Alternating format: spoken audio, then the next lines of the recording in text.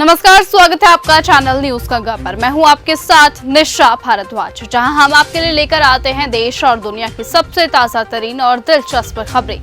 तो चलिए बिना वक्त गवाए बताते हैं आपको आज शाम 4 बजे तक की सबसे बड़ी खबरें। सट्टा खेलते थे साहिल और मुस्कान। सौरभ हत्याकांड में अब पुलिस ने नया खुलासा किया है। पुलिस के सूत्रों से मिली जानकारी के मुताबिक सौरभ राजपूत की हत्या और आरोपी साहिल सट्टा खेलता था।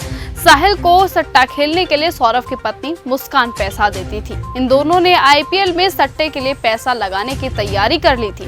दावा है कि सौरभ घर खर्च के लिए जो पैसा मुस्कान को भेजता था, उसी पैसे से साहिल और मुस्कान दोनों सट्टा खेलते थे। खबर के मुताबिक मुस्कान ने अपने लिए वकील की मांग की है। वरिष्ठ जेल अध्यक्ष के अनुसार दोनों ही ड्रग्स लेने के आदी थे। मुस्कान और साहिल दोनों की दवाइयों के द्वारा नशे के लत छुड़वाने का प्रयास जारी है। दोनों का व्यवहार भी धीरे धीरे सामान्य किया जा रहा है। तो वहीं इस संबंध में वरिष्ठ जेल अध्यक्ष चौधरी चरण सिंह ने जानकारी दी है। ठग सुकेश चंद्रशेखर के लिए सिफारिश पड़ी महंगी।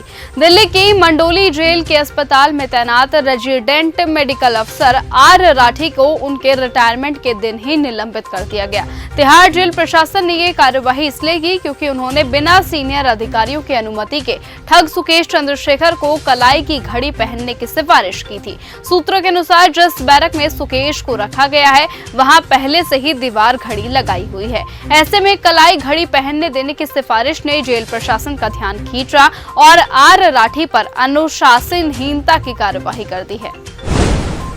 राजनीति में अगर कोई सबसे अयोग्य है तो वो है तेजस्वी यादव। बीजेपी सांसद संजय जायसवाल ने आरजेडी नेता तेजस्वी यादव पर निशाना साधा। उन्होंने कहा कि अगर इस राजनीति में कोई सबसे अयोग्य है तो वो है तेजस्वी यादव, जिनके पिता और माता दोनों मुख्यमंत्री थे। उनके पिता पटना विश्वविद्यालय छात्र संघ के अध्यक्ष रहे हों और उनका लड़का 10वीं कक्षा भी पास नहीं कर पाया हो, तो उससे ज्यादा अयोग्य राजनीतिज्ञ देश में कौन हो सकता है। पप्पू यादव ने जताई मुख्यमंत्री बनने की इच्छा।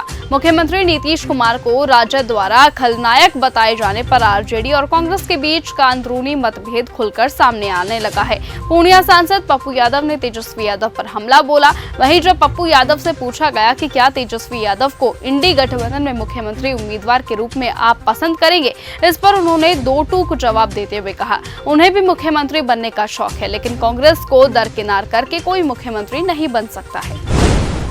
सांसद रामजी लाल ने राणा सांगा को बताया गद्दार। समाजवादी पार्टी के सांसद रामजी लाल सुमन ने राज्यसभा में राणा सांगा को लेकर आपत्तिजनक टिप्पणी की थी। इसको लेकर विश्व हिंदू परिषद ने सपा सांसद की आलोचना की है और अपने इस बयान के लिए माफी मांगी है। विहिप के राष्ट्रीय प्रवक्ता अमितोष पारिक ने कहा कि रामजी लाल सुमन द्वारा दिया गया बयान बेहद शर्मनाक है। शायद वो मेवाड़ की वीर गाथाओं से परिचित नहीं है। रामजी लाल सुमन ने संसद में राणा सांगा को गद्दार बताया था। उन्होंने कहा था राणा सांगा एक गद्दार थे जिन्होंने इब्राहिम लोधी को हराने के लिए बाबर को बुलाया था। सपा सांसद ने आगे कहा कि बाबर की आलोचना तो करते हैं, लेकिन राणा सांगा की आलोचना क्यों नहीं करते हैं।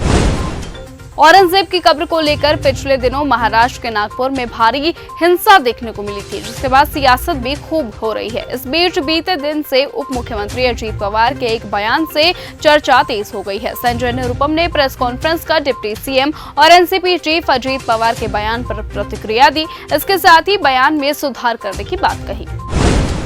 नीतीश पर पोस्टर के जरिए आरजेडी का हमला। बिहार के मुख्यमंत्री नीतीश कुमार के राष्ट्रगान विवाद के बीच पूर्व मुख्यमंत्री और आरजेडी नेता राबड़ी देवी के आवास के बाहर एक पोस्टर लगाया गया है, जिसमें मुख्यमंत्री को निशाना बनाया गया है।